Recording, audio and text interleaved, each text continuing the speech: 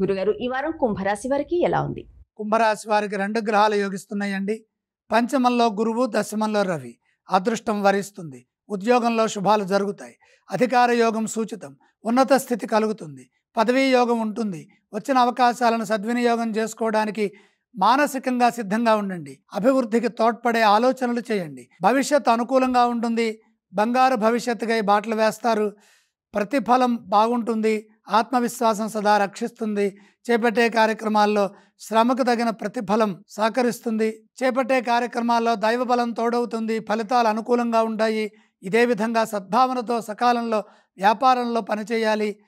వ్యాపార అభివృద్ధికై బలమైన ప్రయత్నాలు చేయండి.